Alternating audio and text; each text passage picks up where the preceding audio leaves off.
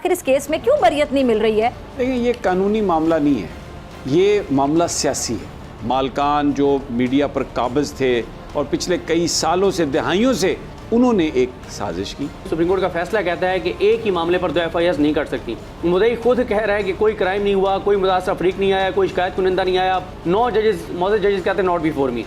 एक बेंच आके फैसला सुनाता है, चैम्बर में जाते हैं, दोबारा आके कह देते हैं नॉट बिफोर मी। अब बात करते हैं एक ऐसे केस की जिसमें ना कोई मुद्दई था, ना कोई सबूत और ना कोई गवाह, ना ही कोई गैर कानूनी काम जो कभी अमल में आया हो, लेकिन केस को मुसलसल तूल दिया जाता रहा और इल्ज़ाम झूठा साबित होने के बावजूद केस खारिज नहीं किया जा रहा, बरियत नहीं हो रही। मैं बात कर रही हूँ एग्जैक्ट केस की, जो एक जाली सहाफ़ी की जाली खबर पर बनाया गया और फिर तहकीकात का आगाज़ हुआ।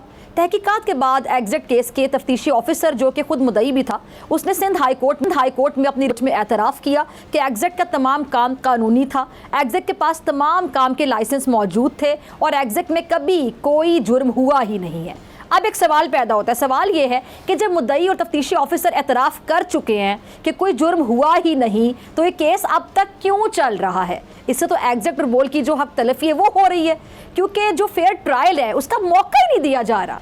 अब यहाँ तक कि सुप्रीम कोर्ट के वाज़े अहकामात हैं कि जिस केस में कोई भी सबूत और गवाह ना हो, उसमें बरियत की दरख्वास्त किसी भी मौके पर दी जा सकती है, लेकिन एग्जैक्ट की ये दरख्वास्त भी मुतल्लिका जज साहब ने सुनने से इनकार कर दी है। अच्छा, हुक्मरान जमात मुस्लिम लीग नून ने अदलिया के खिलाफ जो मुनज़्ज़म एक मुहिम चलाई और बोल उनकी साजिश के आगे चट्टान की तरह खड़ा रहा और इस मुहिम को नाकाम भी बनाया। बोल को अदलिया के साथ खड़े होने की सज़ा दी जा रही है और केस में बरियत की बजाय इसे मज़ीद तूल दिया जा रहा है। बोल और एग्जिट को इंसाफ का, और ये कैसे मुमकिन होगा? इस पर को चेयरमैन बोल शुएब शेख साहब का ये बयान है, ज़रा सुनिएगा, उसके बाद बात करते हैं। उफ़, क्या जुल्म! तो हम पे एक इल्ज़ाम लगाया गया और एक इल्ज़ाम पे 2 FIR काट दी, एक कराची में, एक इस्लामाबाद में। अब इस पर कानून है भाई कि 2 FIR नहीं कट सकती, सुप्रीम कोर्ट के ऑर्डर्स हैं, लेकिन बस जुल्म। ये फेडरल गवर्नमेंट उस वक्त भी थी इनकी, ये मुद्दई खुद हैं, तफ्तीश भी इन्होंने खुद की। 9 जजेस ने सिंध हाई कोर्ट में नॉट बिफोर किया। इससे बढ़कर आप समझें, भरी अदालत के अंदर सिंध हाई कोर्ट में जज साहब ने हमें बरी कर दिया और 2 घंटे के बाद फैसला आ गया कि जी नॉट बिफोर में। ये तो यहाँ की रोदात थी। इस्लामाबाद के अंदर हम बरी हो गए, वहाँ पे बरियत के 102 दिन के बाद एप्लीकेशन फाइल हुई, अपील हमारे खिलाफ। जो मुद्दत है ना जिसके अंदर फाइल होनी है वो 60 दिन है, ये 102 दिन में फाइल की। 42 दिन बाद एक जज साहब पे इल्ज़ाम लगाया कि जी ये जो बरियत हुई थी ना, ये जज साहब ने रिश्वत ली है। एक दूसरे जज ने इल्ज़ाम लगाया कि ये जज कहता है, वो कहता है जी किस तरह, मेरे सामने इसने तस्लीम किया है, इसने रिश्वत ली है ब्रिगेडियर साहब से। ब्रिगेडियर साहब कहते हैं मैंने कोई रिश्वत नहीं दी भाई, मैं जानती ही नहीं जज को। वो जज साहब कहते हैं जी ऐसी कोई चीज़ नहीं है। उन्होंने हाई कोर्ट में, इस्लामाबाद हाई कोर्ट में केस फाइल किया कि झूठ है। और जिस जज ने ये इल्ज़ाम लगाया था कि जी मेरे सामने इसने कहा है, बाद में सुप्रीम जुडिशल काउंसिल ने उस जज को निकाल दिया, ये कह के कि जी ये इसका कंडक्ट जजेस वाला नहीं है। किसी के साथ कुछ नहीं हुआ, लेकिन हमारा केस उनका फिर सुना जाएगा। उफ, क्या जुल्म! अच्छा, फिर इनका मुद्दई, इनका तफ्तीशी अफसर अब ये कहता है कि एग्जैक्ट ने जो कुछ किया लीगल था, सारे लाइसेंसेस एग्जैक्ट के पास मौजूद थे जो वो काम कर रहा था, कोई चीट नहीं हुआ, कोई गवाह नहीं कहता कि कोई गड़बड़ हुई है, बल्कि कोई क्राइम ही नहीं हुआ। मगर उसके बावजूद हमने कहा जी बरियत की दरख्वास्त फाइल कर दी। हमने कहा जी फिर बरी कर दे, ख़त्म करें केस। सुप्रीम कोर्ट कहती है कि जब किसी भी स्टेज पे अगर लग जाए कि कोई कानून क्राइम ही नहीं हुआ तो आप बरी करें, ख़त्म करें, ताकि अदालतों पे बोझ कम हो, ये केसेस पेंडिंग ना हो। मगर वो जो हमने एक ADJ साहब की अदालत में फ़ाइल की, उन्होंने कहा नहीं, अभी नहीं। अच्छा जी, फिर चले फिर सही, तो अब क्या करना है? उन्होंने कहा जी मैं ट्रायल चलाऊँगा रोज़ाना की बुनियाद पर, और बल्कि एक दिन में घंटों की बुनियाद पे चलाऊंगा। IO नहीं बुलाया जाएगा, केस की प्रॉपर्टी नहीं है वहाँ पर, लेकिन ट्रायल चलेगा। हमारे वकला हाई कोर्ट में, सुप्रीम कोर्ट में, पूरे पाकिस्तान को पता है भाई, आबिद जुबैरी साहब जो हमारे वकील साहब हैं इस केस में, एक वकील वो हैं, वो सुप्रीम कोर्ट में सूमोटो केस में हैं, वो वकील है हमारे, कह रहे नहीं जी हम केस चलाएंगे। क्या जुल्म! मेरा ईमान है हक बातिल पे गालिब आता है। हमें तो ये यकीन तो था ही कि हक बातिल पर गालिब आएगा, लेकिन इस वक्त हमारा ईमान पहले से बहुत ज़्यादा मजबूत है, क्योंकि कानून और आइन की बालादस्ती के लिए जो अब हुआ है ना, ये जो हमारी आला अदलिया और सुप्रीम कोर्ट ने जो इस वक्त किया है, काउम जो अस्तराबी कैफियत में थी, वो इस्तराब जो ख़त्म किया है, और इंशाल्लाह आप देखेंगे कि अब ये मुल्क आइन और कानून के मुताबिक चलेगा, तो बोल आला अदलिया को सलाम पेश करता है। जी, तो इस केस और इससे जुड़ी हकीकत पे बात करने के लिए मेरे साथ मौजूद हैं प्रेसिडेंट बोल न्यूज़ से एंकर पर्सन तज्जियाकार समी इब्राहिम साहब, ब्यूरो चीफ इस्लामाबाद सदीक जान, आप दोनों का बहुत शुक्रिया ज्वाइन करने के लिए। सदीक, मैं आपकी इजाज़त से समी साहब से शुरू करना चाहूँगी। समी साहब, आपका इस केस पर और कानूनी मामलात पर एक वसी तजुर्बा है। आपसे मैं ये जानना चाहूँगी कि आखिर इस केस में क्यों बरियत नहीं मिल रही है, जब ना कोई गवाह है, ना ही कोई सबूत है, और तफ्तीशी अफसर जो है उसका भी तहकीकाती रिपोर्ट में भी ऐसा कुछ भी नहीं है। देखिए, ये कानूनी मामला नहीं है, ये मामला सियासी है जी। इसको थोड़ा सा मैं 1 मिनट लूँगा, इसकी जो हिस्ट्री है एग्जैक्ट पिछले कई सालों से, ये 2004 से गालबन बिजनेस कर रही है, लेकिन उन्होंने बोल टेलीविज़न लाने का ऐलान किया शायद 2012-13 में। जैसे ही बोल को लाने का ऐलान किया और पाकिस्तान में मीडिया के बड़े बड़े नाम इस ग्रुप के साथ वाबस्ता हुए और इन्होंने कहा कि हम पाकिस्तान फ़र्स्ट और उसके साथ साथ हम जो मीडिया के अंदर जो लाइफस्टाइल है उसको हम चेंज कर देंगे, जर्नलिस्टों के लाइफस्टाइल को चेंज कर देंगे, तो वो बड़े बड़े मालकान जो मीडिया पर काबिज़ थे और पिछले कई सालों से, दहाइयों से वो सारा कंट्रोल किया हुआ था, उन्होंने एक साजिश की। और उस वक्त भी नून लीग की हुकूमत थी, चौधरी निसार साहब थे। 4 घंटे के अंदर अंदर डेक्लन वॉल से ये स्टोरी छपवाई गई जो पर्सोना नॉन ग्रेटा था, जिसने पाकिस्तान के न्यूक्लियर प्रोग्राम के हवाले से पता नहीं क्या कुछ करने की कोशिश की और उसको निकाल दिया गया। 4 घंटे के अंदर अंदर रेड हुए, बंदे गिरफ्तार हुए, एविडेंस मिला कराची में, और उसके चंद घंटों के बाद सब कुछ इस्लामाबाद में कंप्लीट कर दिया गया। इंसाफ इसलिए नहीं मिला कि इस केस को रखा गया ब्लैकमेलिंग के लिए। अभी आप फैक्ट्स बयान कर रही थी, आपने शुएब शेख साहब की भी सुनवाई कि जज है, एक जज कहता है कि मेरे सामने बात कही कि पैसे आए हैं और किसी ब्रिगेडियर साहब ने दिए, ना कोई FIR कटी, ना कहीं उसकी तहकीकात हुई, और जिस जज ने फैसला किया था वो चला गया हाई कोर्ट में, उसने अपनी मुअत्तली, अपनी एक्सपेल्शन के खिलाफ अपील की और कहा कि मैंने किसी से पैसे नहीं लिए, मुझे बताएं, कुछ सबूत दें कि मैंने पैसे लिए। और जिस जज ने कहा था, खुद आपने सुना कि वो मिसकंडक्ट में फारिग हो गया, लेकिन बोल का मुकदमा रिमांड हुआ, सुनाया गया। अभी भी जिस तरीके से उन्होंने कहा कि वकील आबिद ज़ुबैरी साहब सुप्रीम कोर्ट में मसरूफ़ थे, लेकिन वहाँ पर यह कहा जा रहा था कि जी बिल्कुल वकील साहब भले हैं या नहीं है, हमने इस केस को ख़त्म करना है। ख़त्म नहीं करना, हमने आपको सज़ा सुनानी है।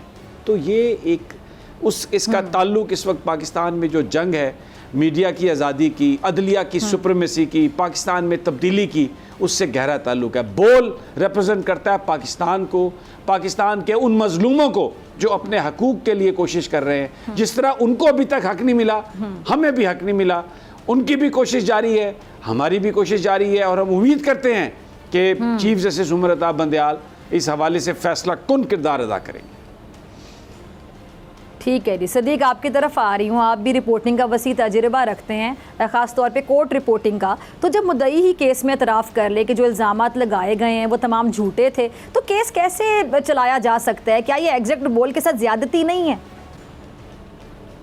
देखिए, इस केस में 4-5 चीज़ें बड़ी हैरान कुन हैं। पहले तो आप ये देखें कि एक FIR कटी कराची में, और उस FIR के एक हफ़्ते बाद एक और FIR कट गई इस्लामाबाद में। एक्यूज सेम हैं, जो इल्ज़ामात हैं वो सेम हैं। सुप्रीम कोर्ट का फैसला कहता है कि एक ही मामले पर 2 FIRs नहीं कर सकती।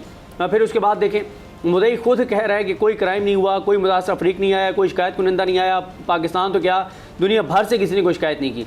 फिर तीसरा देखें कि मामला जाता है सिंध हाई कोर्ट में, 9 जजेस, मौजूद जजेस कहते हैं नॉट बिफोर मी।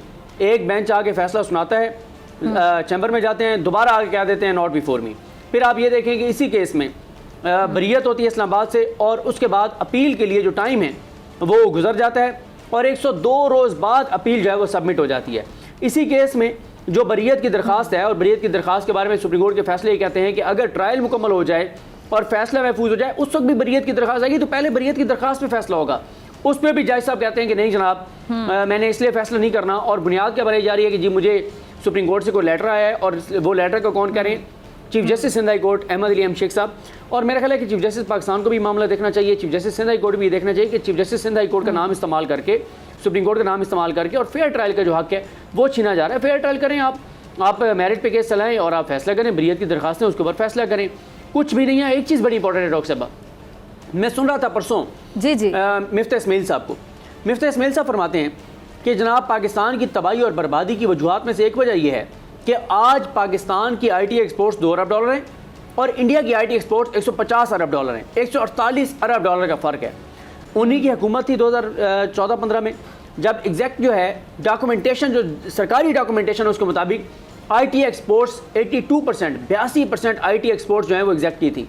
अब मुझे बताएं, जब आप IT एक्सपोर्ट करने वाली कंपनी के साथ ये जुल्म और ज्यादती करेंगे, और चौधरी निसार ये मानते हैं कि मीडिया हाउसेस के मालिकान चले गए थे शायद मियां साहब के पास, इसलिए ये सारा खिलवाड़ किया गया, इसलिए ये सारी नाइंसाफ़ी और जुल्म किया गया।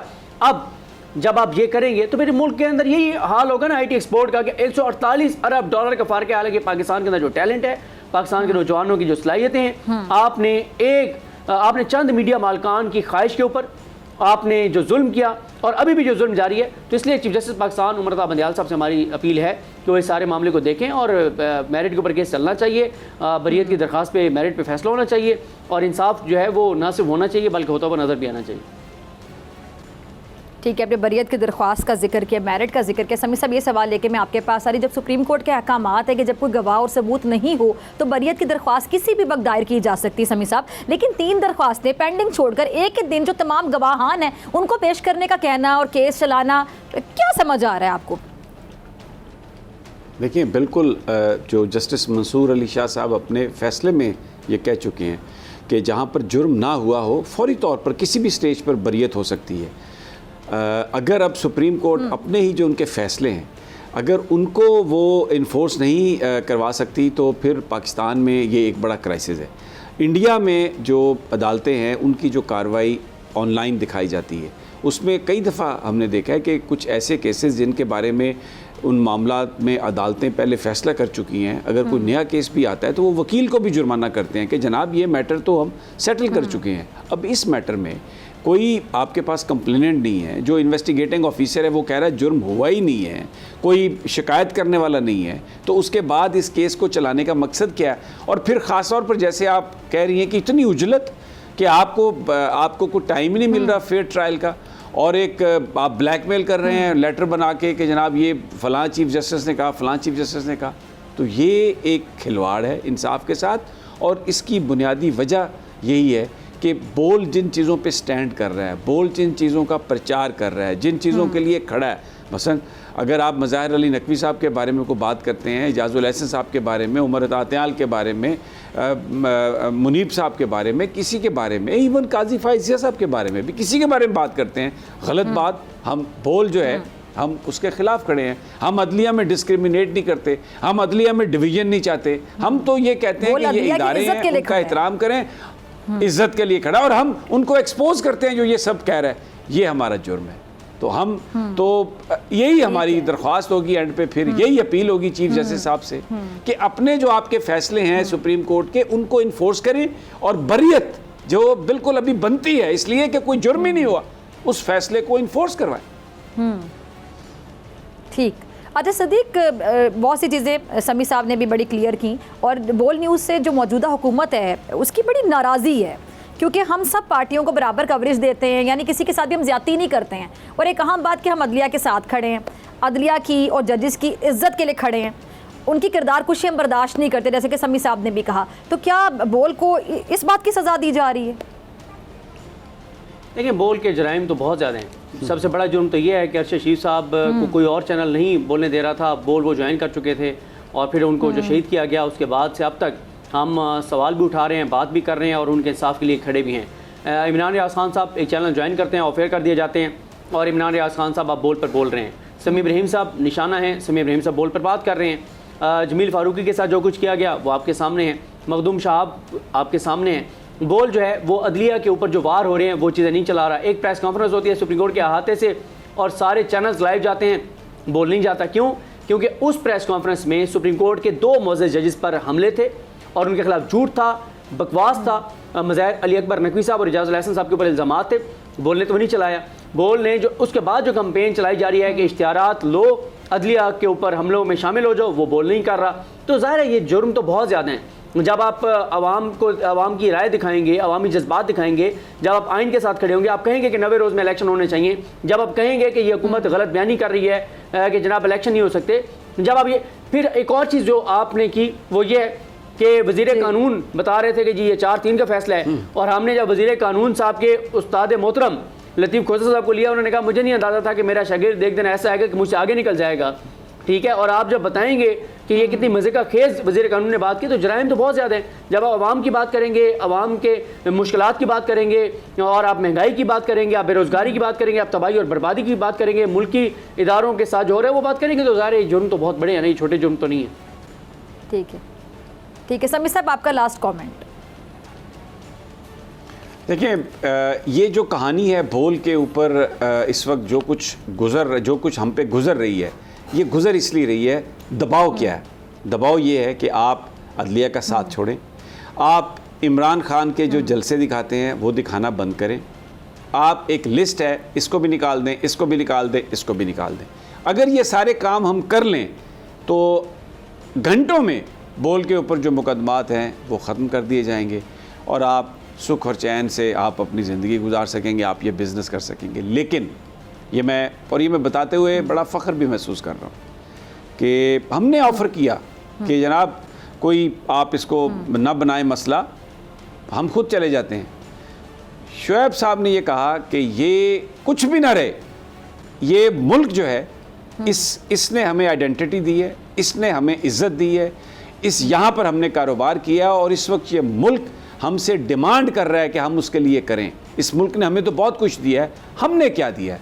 तो निज़ाम की तब्दीली की जो जंग है वो हम जारी रखे हुए हैं। ये जो मैं और आप स्क्रीन पर इस वक्त बात कर रहे हैं या जो सारा सच दिखाते हैं, ये सिर्फ इसलिए मुमकिन है कि इसके ओनर्स, इसकी मैनेजमेंट अपने ऊपर सारे दुख बर्दाश्त करती है, अकाउंट्स फ्रीज़ होते हैं और इसके बावजूद वो अपने इस मौक़िफ़ पर खड़ी है। और फिर एक और बात मैं कहूँ, मैं सलाम पेश करता हूँ बोल के मुलाजमीन को।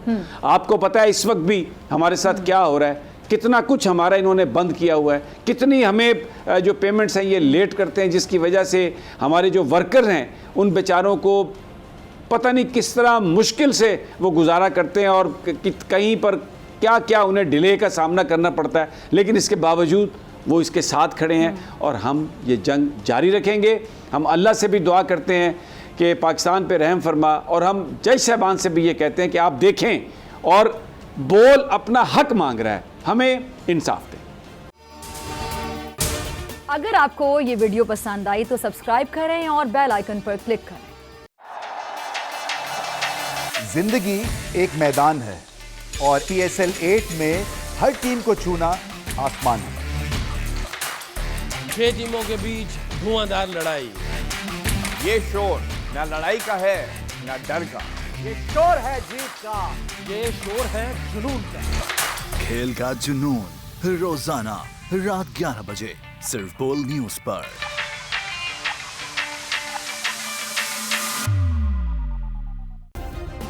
सब्सक्राइब करें और बेल दबाएं ताकि कोई खबर रह न जाए।